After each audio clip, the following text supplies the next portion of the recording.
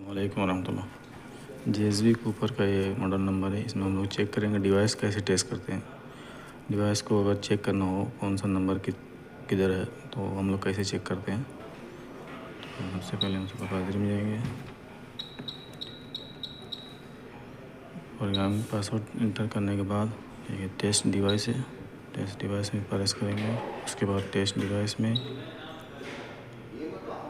अभी ये पूछेगा कि कौन सा डिवाइस को टेस्ट करना है, तो हमें लूप 1 का 65 नंबर हमको टेस्ट करना है। लूप 1 65 ओके करेंगे। लूप 1 65 ऑप्टिकल डिटेक्टर है। लूप 1 65 यस करेंगे। अभी उसका लाइट डिटेक्टर का लाइट जल गया है, मैं आपको दिखाता हूँ। अभी ये देखिए डिवाइस का लाइट जल गया इधर। ऐसे होता है।